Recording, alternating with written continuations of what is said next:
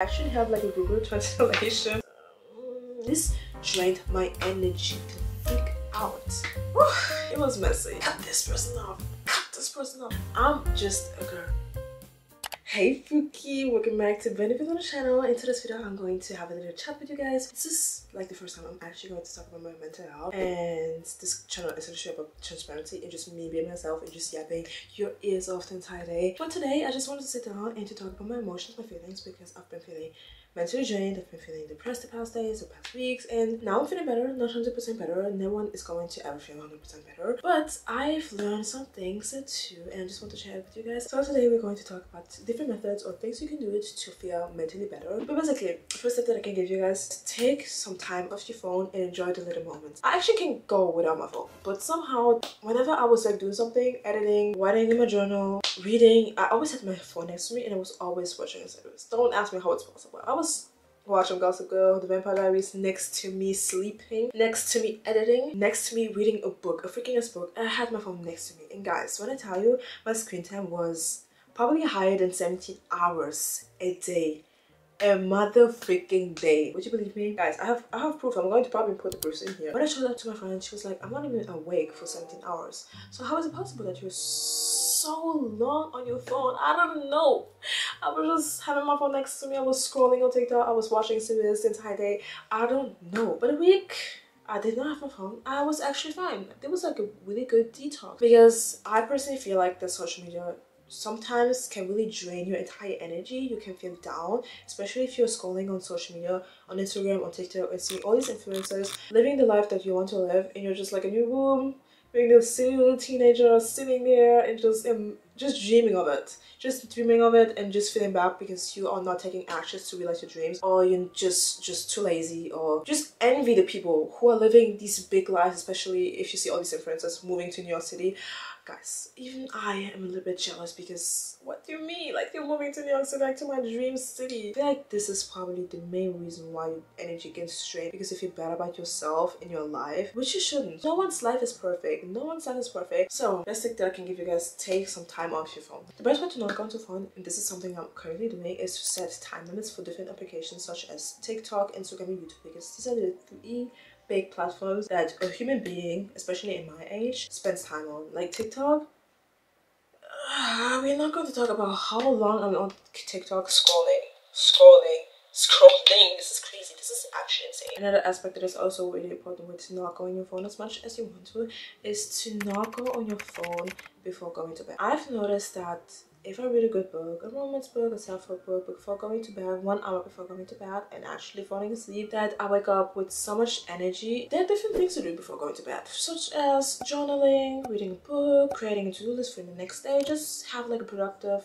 after school or just night routine that's going to set the tone of the next day, which is also proven, guys, to improve your sleep quality. You're going to sleep like a baby on your little bed, and you're not going to feel bad, you're not going to worry about anything, and I'm pretty sure that it also reduces stress and anxiety. So guys, this was like the first tip that I can give you. The next tip that I can give you is to move with attention. And what it exactly means, I actually have like a Google translation, because I did not want to get it twisted, but moving with attention is all about reflecting on what you need, what's important, what's possible, and what will bring you joy. It means to think about what your body means. What it basically means is to take action towards your intentions. Let me give you an example. If you want to become a content creator, this is like my goal of my life, to become a big content creator who can live off content creation. This is a big goal of mine. It would not realize itself by lying in my bed the entire day, being on TikTok, on social media, just eating, drinking, literally doing the exact same thing every day.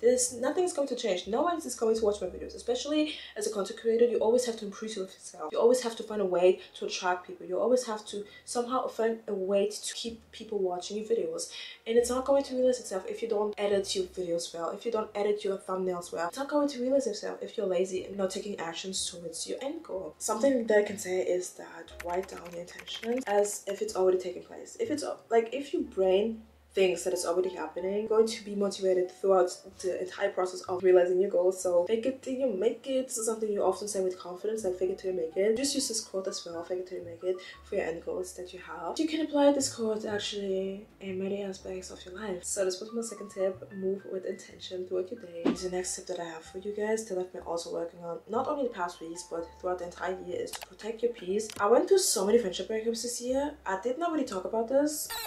Breakup felt like a weird breakup. Oh my gosh. Real friends again. Like I just ended things with a boy. I tried to not release. I try to avoid this topic at all costs. I'm just going to give you like a little personal experience so you can actually relate or maybe just see where I'm coming from. But basically, I had this one friend, and this friend was negative all the time, was seeing the negative in everything. And you have to know that I'm a positive person. I always see the best in people. I always see the best in things in general. I have a pretty positive outlook on life. I'm not really negative. Sometimes I'm negative. But these are just small moments. I'm not negative all the time. But basically, this person was negative 24/7. She was always complaining. She was always like, oh, this person doesn't like me. Oh my gosh, I don't like this person. Oh my gosh, I could never be friends with this person. Oh my gosh, no, no, And when I was talking about my dreams, such as moving abroad and becoming a content creator, she was like, okay, girl, get it, girl. Like with the side eye, like get it, girl. She was never really happy, and this drained my energy to freak out. I was starting to not feel like myself. I was in a bad mood. I was in a bad mood throughout almost my, I would not say entire senior year, maybe senior year. Guys, I did not only have this one friend, but the person, like my best friend, did not like my other friends. So I was like, oh, okay, I'm just going to try to distance myself from my friends because it's literally my best friend and I love her. This drained my energy so much that I did not even go out with my friends, and I probably wasted my entire high school years on this friend, on her well-being, rather than taking care of myself mentally, physically, and what I wanted. I did not know what I wanted, and the fact that this is what I hate about myself. Like sometimes I'm trying to see the best in people, even though they're clearly playing in my face. They're clearly playing in my face. And now I'm better at this. I did not go out. I did not go out with my friends. I did not go party. I did not use all these occasions for me to socialize with other people than with her. She just had me stuck with her the entire time, and guys, it was messy. I don't want my life to depend on another person's mood. I don't want to be this person. So I stopped this year, and I'm happy. So please distance yourself from these people. But yeah, cut this person off. Cut this person off. Like, if I don't like your vibe, if I don't like you as a person, if I don't like the energy you're bringing into the room, I'm going to cut you off, like without any explanation. This is what I did. I actually listened to so many podcasts. I Bet You is a really good podcast that really helped me through this friendship breakup and to actually see my worth. And this is why I love this podcast so much. So guys, if you're looking for a podcast, a self-help podcast, I can only recommend A Better You by Fernanda Ramirez. This is such a good podcast, and it's going to help you, especially through difficult times. But basically, try to separate yourself from a person. And I know that some people are having trouble to do that because they are afraid to end up alone. Don't be afraid. We have each other. If you're seeing this video, we have each other. Like, this is like my little safe place for everyone. Like, if you're feeling down, just comment here. We're going to chat. Like, guys, my comments are my DMs are open for everyone. Like, if you need someone to talk to, I'm here. I actually have an open ear. But yeah, guys, I also have like signs of toxic people. I'm going to briefly give you them. First sign, the person is not happy for the success you have going on for yourself. Jealous, cut them off. The friend talks down your dreams and plans. Jealous friend, cut them off. The friend never compliments you. And if she compliments you, it's always negative. They can have a big impact on your confidence and how you view yourself. Cut them off. The friend doesn't inspire you. Literally doesn't inspire you. The friends that I have in my life now actually inspire me to be better. Moving on, the friend is generally negative. Cut them off. Like this negativity, like in 2024, you're being messy and negative. Like, bro, this is getting old. Like, please. The friend always plays the victim. Cut them off. They're trying to break off this friendship, and she's like, oh my gosh, but you always told me, how can you do that to me? I was always there. I was always having you back. Blah, blah, blah, blah. Like, don't feel bad about it, because this is what my friend did to me. Like, she was playing the victim so heavily, and she was suddenly crying in the audience, where I'm just like, I'm putting myself first. I'm putting myself first in my mental health. I'm trying to put myself first for once, and you're trying to make me feel bad about putting myself first? baby, this is not going to work. But yeah, these were like the signs that I noticed in my friendship with this one friend that I couldn't stand anymore because I just wanted to grow as a person. And I feel like I've grown so much since leaving this friendship. This is actually insane, guys. But yeah, protect your peace at all costs. It's the most important thing that the human has in its power. And yeah, moving on to the next tip that I have. Okay, so guys, I'm sorry because I just had to change my camera and I somehow forgot what I was talking about, but I'm pretty sure that we were at our next point with having something to look forward to throughout the day or just throughout life in general. Basically, I was just saying that having something to look forward to can really have a big impact on your mental health, because sometimes, I don't know if it's just me, but sometimes my life is pretty boring. Like, it's pretty boring. I'm not going to lie. It's not really, oh my gosh, exciting. Oh my gosh, I'm going to do that and that. Oh my gosh, I'm going to go out. I'm going to travel. I'm going to... It's not like that. It's not big rainbow or whatever. It's not like that. Like, I don't know a girl who wakes up every day, does a skincare, goes to the gym, comes back home, cooks lunch, breakfast, maybe sometimes goes to the library. This is probably what I do with my life. Like, my life is pretty boring. You have to know that 2 months ago, I was actually in Paris for almost an entire month, and I had the time of my life.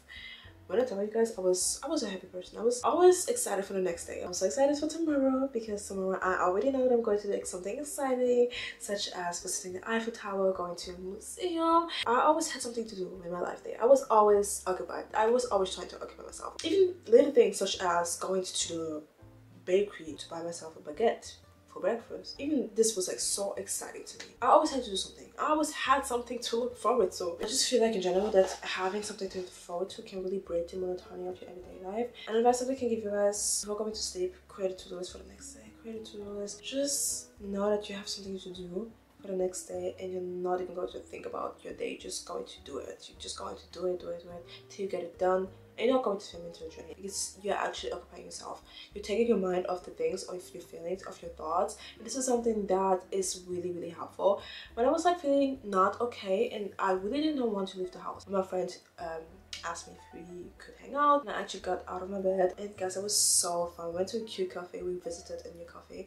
You have to know that we have like a little fall bucket list going on that we are trying to tackle, and it was so fun. Actually, it was so fun. It really took my mind off the things that was happening. But yeah, guys, moving on to the next point. Okay, I'm a girly, guys. I'm a girly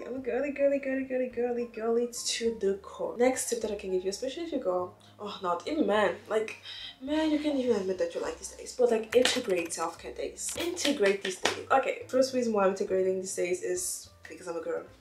I'm just a girl. Like, I love these days. I love my self-care days. These are like the rituals of my Sundays. I just love my self-care days. It doesn't matter, face mask, journaling, manifestation. I just love these self-care days, and it's actually going to give you like the perfect excuse to just put yourself first, to prioritize your mental health, prioritize yourself for once in your life. I really feel like that self-care days are really powerful because this is like the moment you will claim your entire energy, especially after a long week.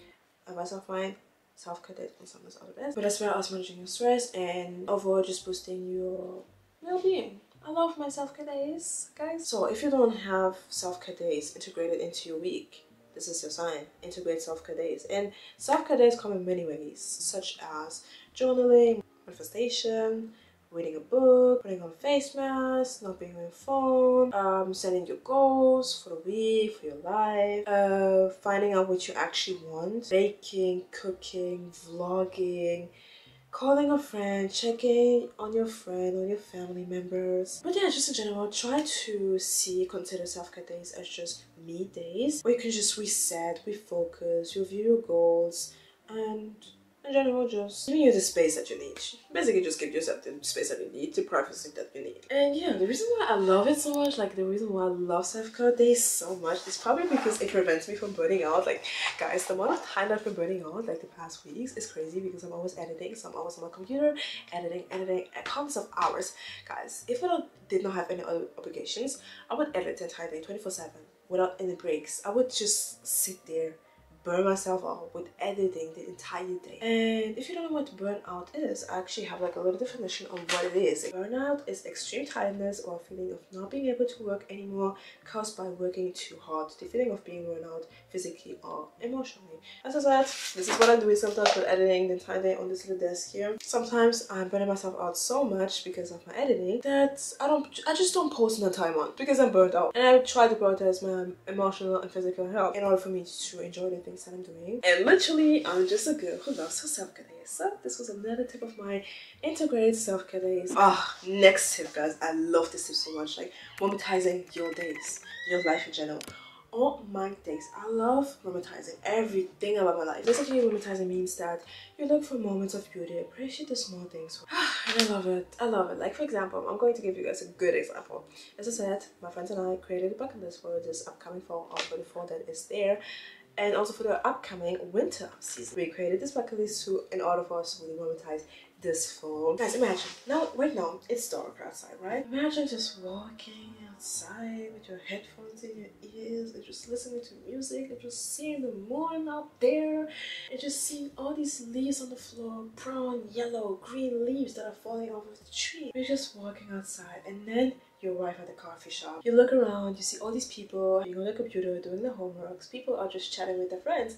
A couple is just being cozy up in their corner together. Couples. Oh, we love these couples. Now you sit down, you order your tea, your coffee, whatever you like, you're there. You're your book. You're looking around, you open your book, you open the page you left off, and you're reading. Taking a sip of your coffee. Reading. This is the best thing you can do, guys. Romanticize even the smallest things, such as reading a book, sipping on your coffee. This is going to boost your energy. I love to romanticize my life. And there are different ways to romanticize life, to be honest. How I do it is to create a vision board for every season. You can always create a vision board, a monthly vision board, a yearly vision board. I love to create my yearly vision board. This is something that I'm always doing. This is like my 3rd year of creating vision boards. It looks pretty, it looks aesthetic. Actually makes me want to get up, to get my ass up and to actually work towards my goals. But also change your wallpaper, I don't know, read a good book. You're going to feel so much more happier. You're going to feel like nothing can stop you from feeling the way you're doing. And this is positive, good, happy. But yeah, going back, romanticizing life can be put in action by creating vision boards yearly, monthly, by dressing up for the occasion. Doesn't matter, for school, you're going to dress up. To stay at home, you're going to dress up. Take Nara Smith as an example, guys. She stands in her kitchen in a $1 million dress, just cooking. She is there. She makes herself look good. She makes her life self put together. I'm going to give you guys my last tip that I have here, which is reconnecting with the things that brings you joy, that makes you feel alive. Because when you're drained, when you're like lying on your back or whatever, you don't really feel like yourself. But I feel like when you really get out of your shelf, if you really get up and do things that brings you joy, such as, I don't know, painting, baking, cooking, vlogging, dancing, you're actually going to feel so much more better. I had a dance session in this room when I had no phone, but I had my second phone, guys. But I was not looking at it, I just had my earphones in and I was playing all the playlists, like all music playlists that we listened to as kids. And I was just dancing. I had a full ass dance battle with myself. I was dancing. I was like, oh my gosh, always I'm going to dance. I was like shaking my ass and everything. I was having fun. Just dancing here for 2 hours. I was just dancing. It was dark in my room. I had like my little lights on and I was just dancing. I was like, ooh, in my own element. I was just enjoying life. I was happy. I was feeling alive. Just by doing this activity, I was feeling alive and I loved it. And if you don't have something that brings you joy, just find something that brings you joy. Me, for example, I'm trying to, guys, this is so funny. This is so funny. But right now, your girl, this is so random. I don't know if you would probably have guessed it, but guys, your girl is trying to get into crocheting. Like, I'm going to crochet out myself a sweater. This is something new that I want to try out. So if you don't know what you enjoy, just try new hobbies. Create a to-do list, create a bucket list with things that you want to try out. And with just exploring these new hobbies, you're just going to become more open-minded. You're actually going to find joy in the little things and hobbies. You're going to actually call yourself like a talented queen. Okay, so last tip that I can give you guys, do the things that you love or just try new things in life because life is short, and in my opinion we should try everything that life has to offer. Actually, this was not the last tip. Another tip that I can give you, especially if you're a religious person, is to just spend time with God. I'm a Christian and I spend much time with God, much more time with God in this isolation of mine than the rest of the year. I actually sat down, read a verse, I prayed on this verse, I praised God, I tried to feel gratitude in my life, even though it seemed like life was not looking good. But He really helped me throughout these moments of sadness and feeling like life was unfair. And I'm always going to be grateful for having Him in my life, even though sometimes I might not spend as much time as I want to with Him. But He really helped me through this difficult time of mine, of struggles, of doubt. He was there for me. He was just meant for me. So if you're religious, just spend more time with God. But yeah, guys, I don't know why I'm so cheerful, I'm so happy all of a sudden, but I really hope that these tricks, these tips really help you, motivated you. And I can only talk from my personal experience. These methods might not work for every person who is watching this video, but this is what helped me throughout my difficult times, and I just wanted to share it with you guys because, as I said at the beginning, I'm transparent. Like, I'm an open book on this channel. Like, I love to talk to you guys. You know, we're friends, we're best friends, we're besties, and this is literally my yapping show.